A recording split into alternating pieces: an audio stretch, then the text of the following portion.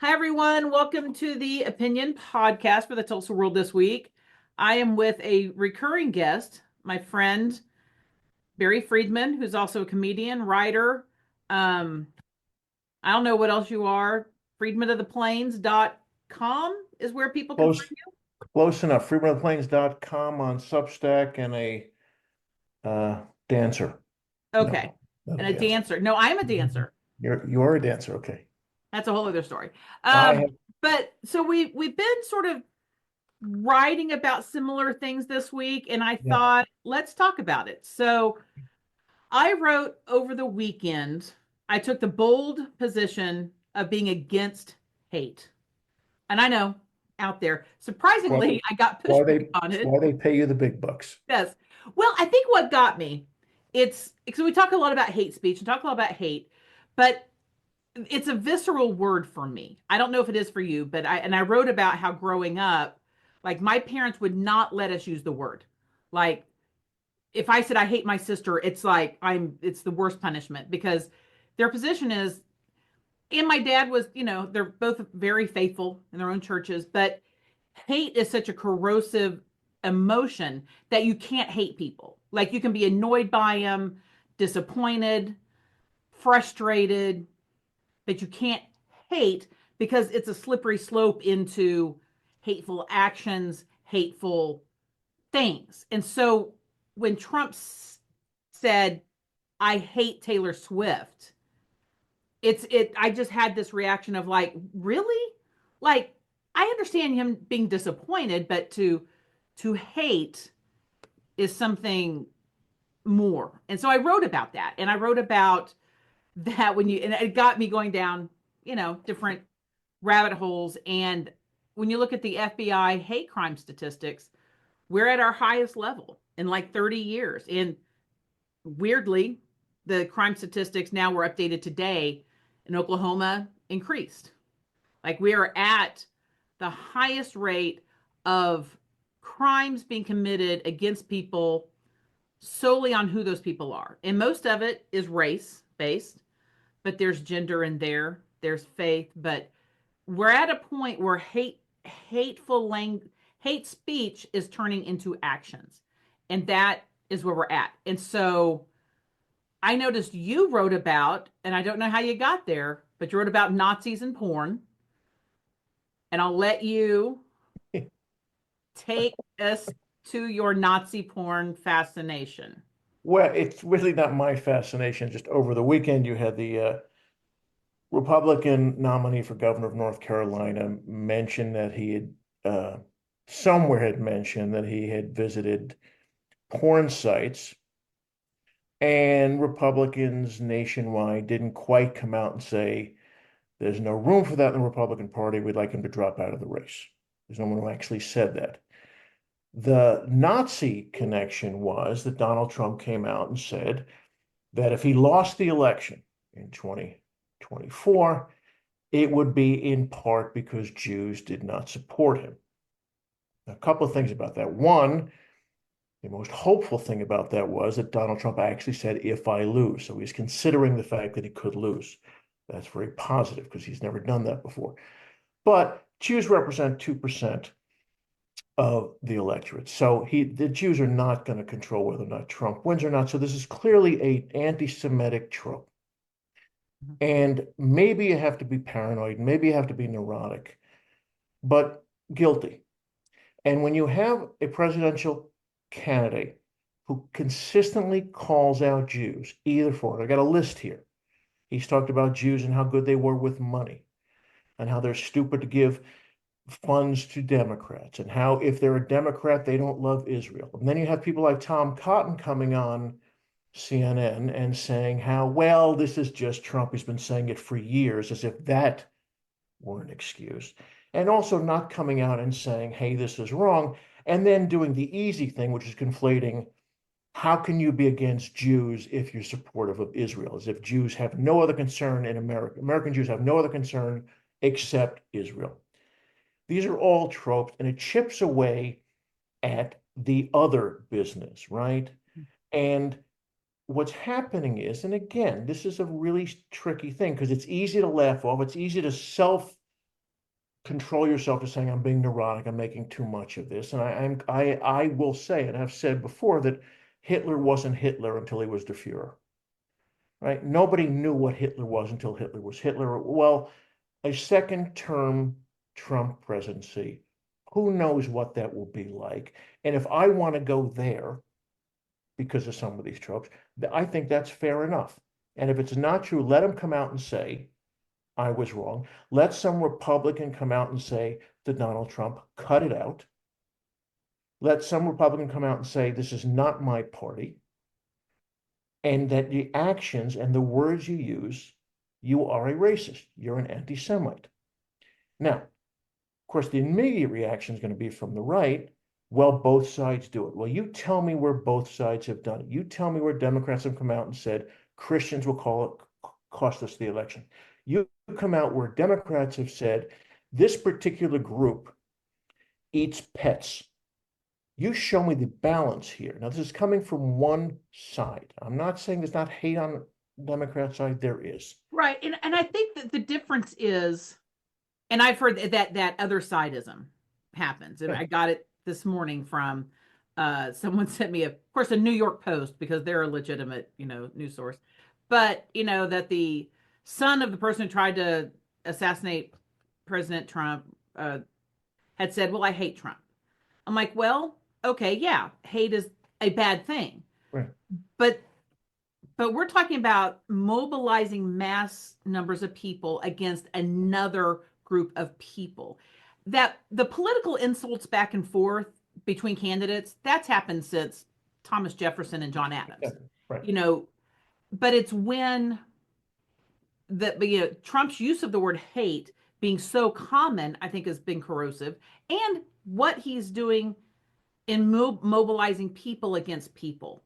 And yes, that he was speaking to a group of Jews, telling them, if you don't vote for me, if I don't win, you're at fault, which is completely not true, because it's such a small percent of the electorate, as you pointed out.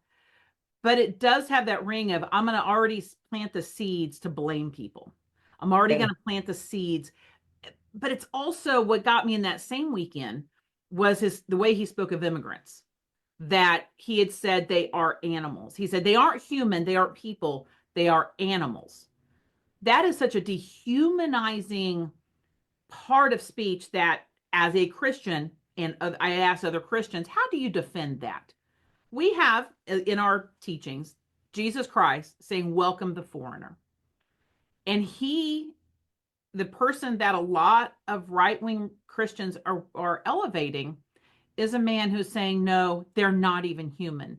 It's just so oppositional that I'm having a hard time reconciling that. But I will push back. I do think there are some Republicans that are speaking out, but they're just being drowned out, because as soon as a notable Republican speaks out, you see what happens to them. They're marginalized, they're defeated, they're rhinos. And there's, I would say, maybe you're thinking there's not enough of them that are coming forward to say enough, that this is not the kind of language that a prosperous country can be led by. Well, let's be cynical and political. Let's look at the Republicans in the Senate who have no fear of losing their jobs. You can pick. We have two in this state: Lindsey Graham, Mitch McConnell, the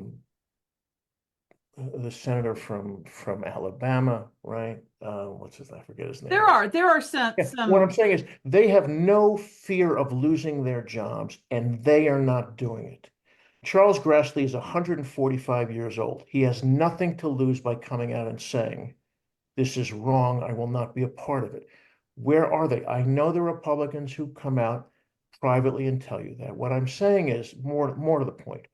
If Donald Trump uses that language about foreigners and Jews and Haitians and Colombians and Guatemalans, if he uses that language, and if he in fact wins the election, in spite of that, what does that tell us about us? What does that tell us about the Republican Party? And does it tell us, Ginny, you and I and people like us are wrong, that either A, it's not that bad, he's not that much of a bigot, we're overplaying it, or that's who we are.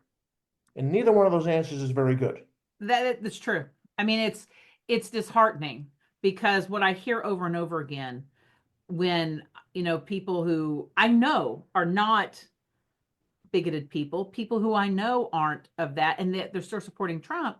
And what I hear from them is, well, that's just the way he is. Well, of course he's going to say that. Well, that's part of the theater. And I said, but when is it no longer theater? And what people are seeing, and the New York Times reported had a really good piece last week about during the Trump administration, he did go after his enemies. You know, Right. FBI director was hassled by the IRS. He did mobilize investigations and harassment of those he deemed enemies. And it goes back to, I think, for so long, we're so used to candidates who don't do what they say. And now Trump comes along and he actually does what he says. And we have people like him on the state and local level who use that same kind of rhetoric, and they actually will do what they say. You look at Ryan Walters. He's doing exactly what he said he was going to do, but at the time when during the election, it was just considered part of that theater. And I'm trying, as it's frustrating as a writer and people who write about politics, is to get voters to the point where we have to believe what the candidates tell us. We can no longer just chalk it up to, well, that's just politics as usual, because it's not. And also, how low are we going to set the bar that we respect somebody for telling us they're a bigot and they actually do bigoted things? That now is a good thing that they didn't lie about that?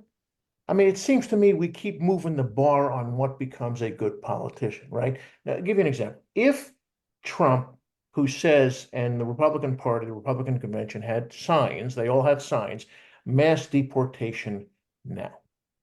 And if in fact he deports 11 million people, and what that means is the federal government is coming into your establishment, your restaurant, your boutique, and taking people out who look Right. brown. They're not going to check papers. They're going to take them and literally frog march them out of the country.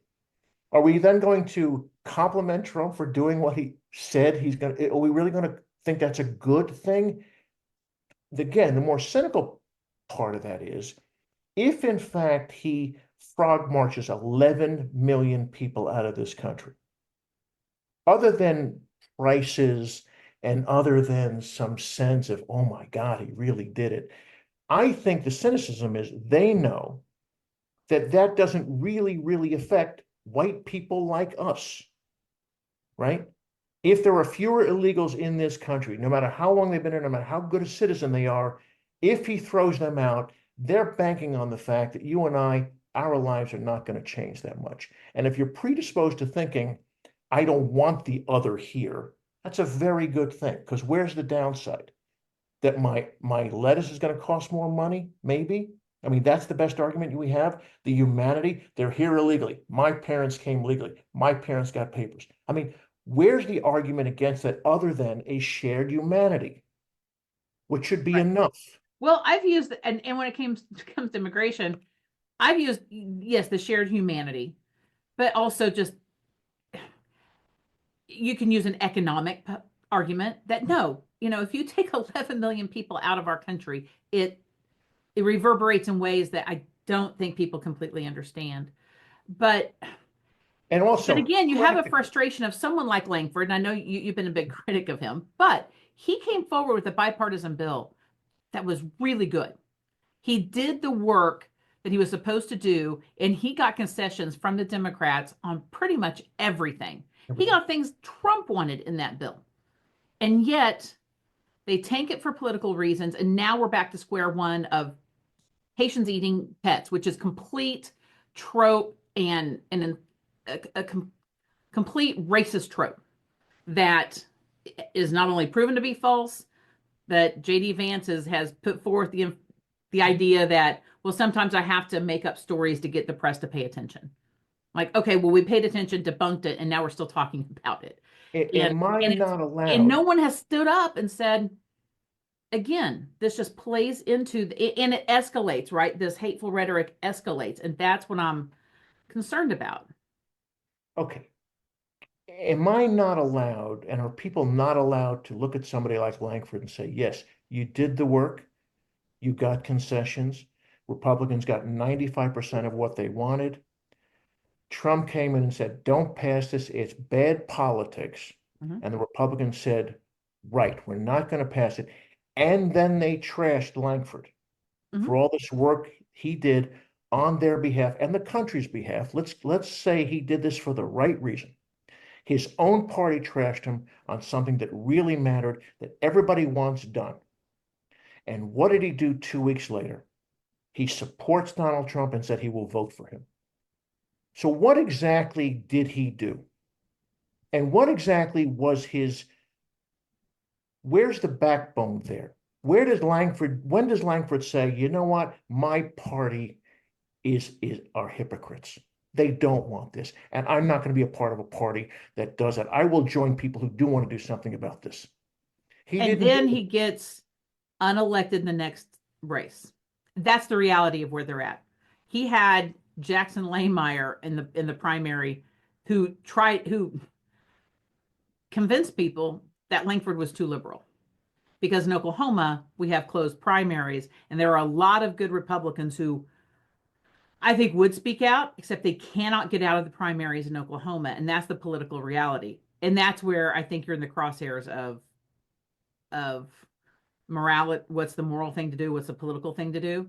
And until they can kind of get control of the party, the ones who aren't miring and stewing in this hateful rhetoric where they are so scared of the other, and because I see that national trickling down. I mean, I see it in some Tulsa city council races. Right. Yeah. I'm seeing, I mean, there's, one city council candidate right now is really, really getting harassed to a significant point. And, the right is just allowing that to happen. The right some people who I think were middle of the road Republicans are not speaking out. But then you have But people. here's where and someone on online, of course, there's always the online, try to push back against my frustration of the word hate and how that escalates, saying, well, hate speech is protected, get over it, libtard. I mean, it was just basically this. And I'm like, of course hate speech is protected, but that doesn't mean we have to put up with it. And that's always been the line. When does the hate speech become more? Courts can't even decide on that, right? Like when does, and that's how Trump has gotten around the January 6th insurrection. Well, I didn't really incite the violence. I was just, an innocent bystander. So where does it? I mean, like when you're listening to Trump talk about the Jewish vote or immigrants, I mean, where is that line for you? Look in the rearview mirror. We passed it. It's It, there. I mean, in other words, does he really have to say, I hate Jews? Does he really have to say Hitler? I mean, at what point do you say this is it? When you say you Jews are not loyal to America, or you Jews are not good Jews because you don't support Israel, which means you don't support me, right? At what point do you go, okay, that's enough. I got it. The tripwire has been tripped. And if you say that Jews will be responsible for my loss, knowing what message you send to your base, and you have Republican senators like Tom Cotton say, well, that's Trump. And you have other it's people, well, that's Trump being Trump. You're there. And my point is there are Republicans, and you disagree. You can't disagree with Liz Cheney any more than you do. She voted with Trump 90% of the time. right. Mitt Romney is no profile in courage. Jeff Flake was no profile in courage. They decided, I am not going to be a part of this party. I'm giving up my job because it means that much to me. Mhm. And look at all the people you say who can't quite make that decision. Jim Langford really needs this job. I He was a mean, very that's a good point, because when you speak out against Trump in this state, it as a Republican, you don't get elected. I mean, David Holt has pretty much said, I'm not running for state office. Oklahoma City is as good as he's going to make it because he's a Republican who's spoken out against Trump. And so he knows I don't get elected. And And that may be the reality. But I think, what I'm struggling with is where is the role for journalists and writers such as ourselves? Where do journalists, pundits, analysts, where's the responsibility upon us? Because every time I write about this, I get called just a liberal. I get called names. Journalists, if they point out, hey, there's this hypocrisy going on. This person really stands for this, but they're backing these, candidates that, based on party loyalty and not position. Then you get accused of just give us the news, stop your opinion.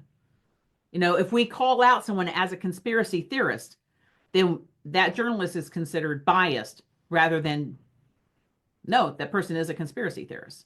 So I'm trying to parcel that out. How do you view it? Because I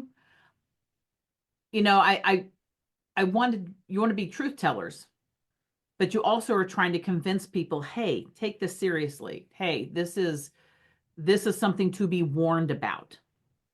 That is the question. And I don't think in all the writing I've done, or even the writing you've done, we have changed the mind of one voter. That's the bad Well, news. that's positive. Let's The end there good right news is, there. and I think this is actually good news. So you have two things when you're an opinion writer, you are and I am, right? The first is shed some light, more than one, two things. You shed some light on a subject, perhaps come from a different perspective, right? But the other thing you do is you say to the people who by and large agree with you, there is a reason you agree with me. There's a reason we are on this side of the aisle, right? There is a morality here, a humanity here. This is what we believe in. And you should know you're not alone in doing this. And at some point, if enough people hear that message and enough people get screwed by the other message, that maybe they go, you know what?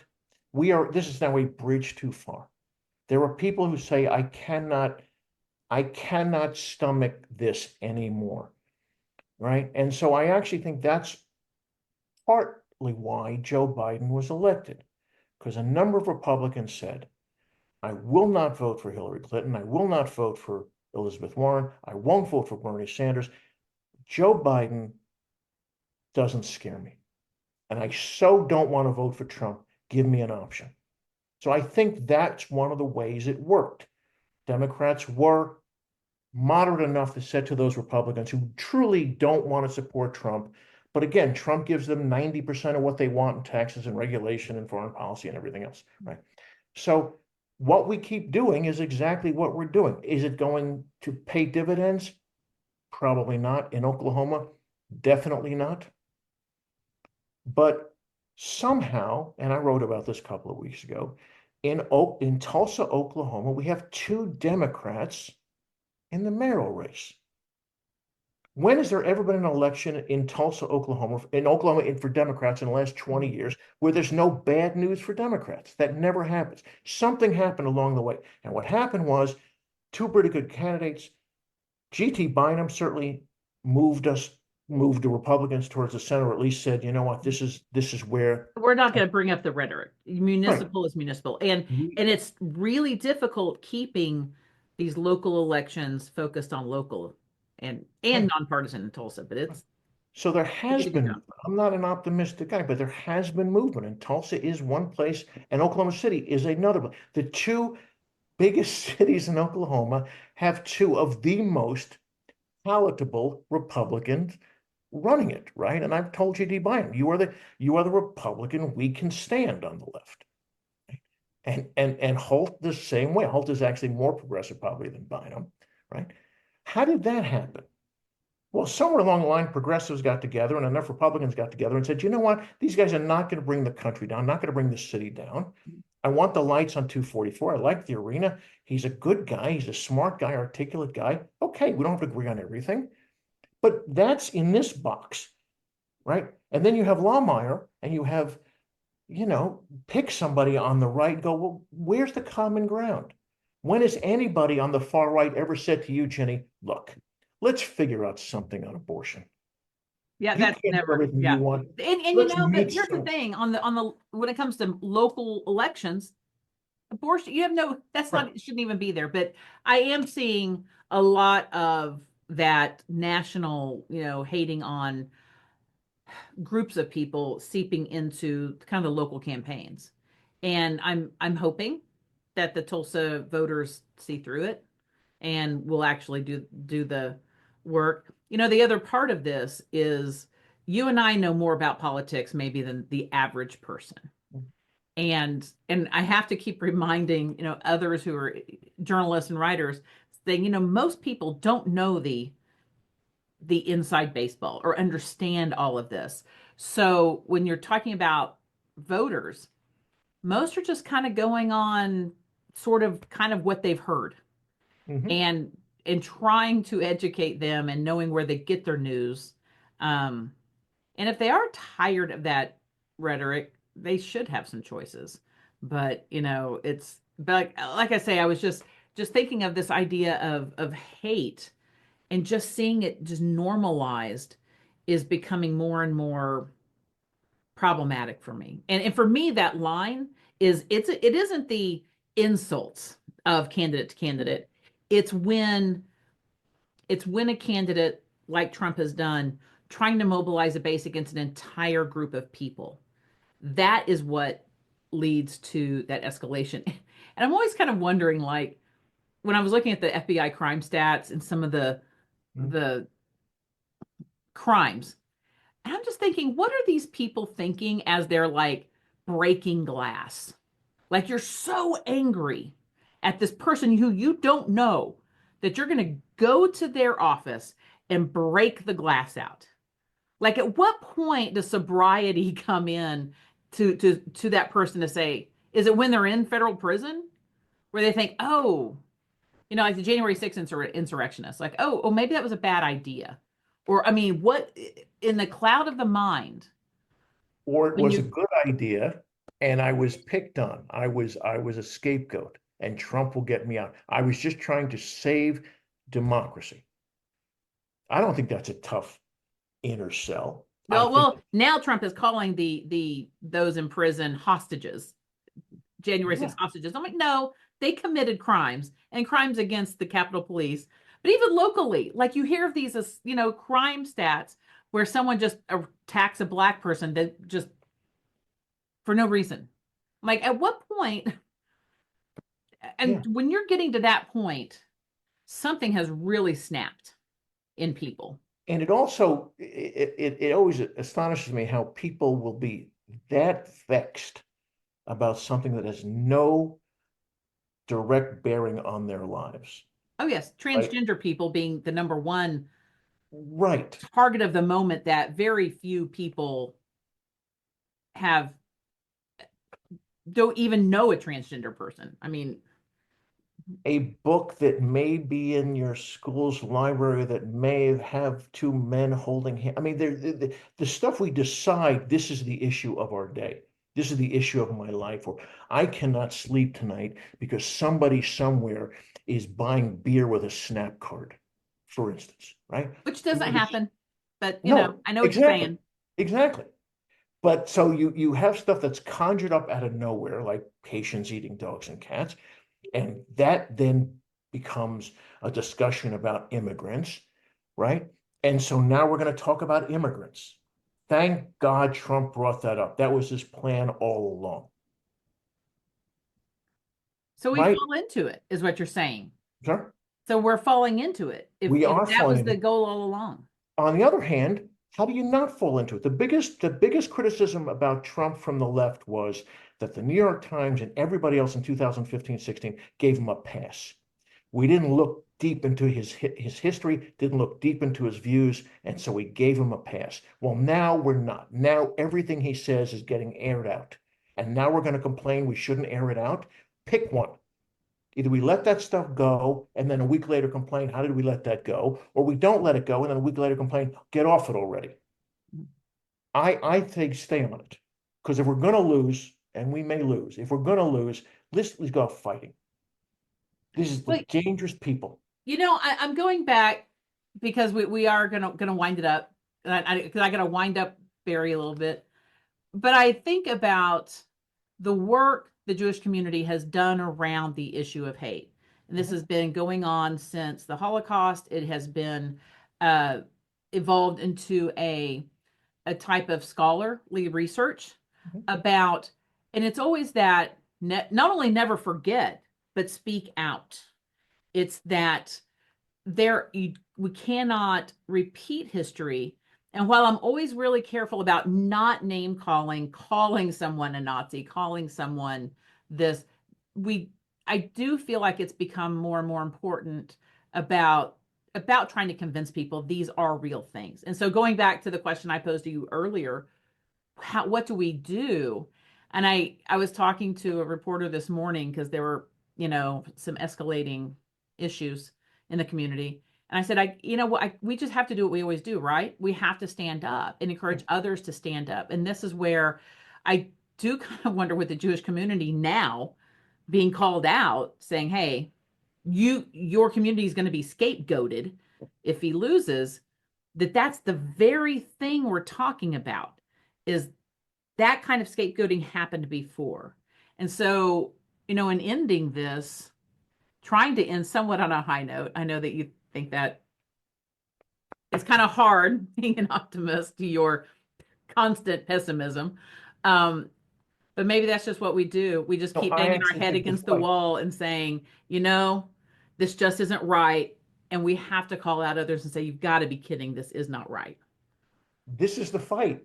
Again, there's no guarantee, but I think when they say to you, here's the slope, it's slippery, we're showing you exactly where you are on the slippery slope, right? We're on it. We're on Yes, it. we're on And it if now. and if we don't call them out on it, we may not be successful. And I don't know, if a racist falls in the forest and nobody hears it, she's still a racist? I mean, that's it. I mean, is it just going to be about who wins in November, whether we're right or not?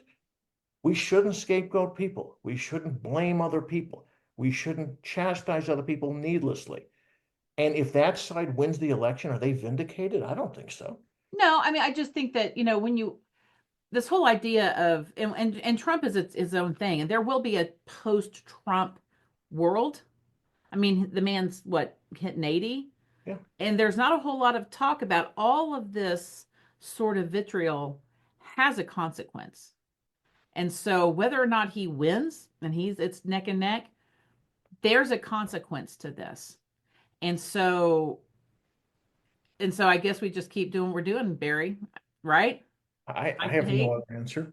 That's it. So, all right. Well, that was any last words on hate? Uh, You're against it? uh, I'm against it when there's no reason for it. I do think there's judgment. I do think we're allowed to judge. I do Right. think we're allowed to Right. say no to this, yes to this, maybe to this, right? And if somebody is out to kill you, I think hate's allowed. And if somebody's out for you or your people, and you need to hate to fight back, then hate. But to hate just to scapegoat, just to win an election, just because someone will like you for it or say you're speaking your mind for it, of course not.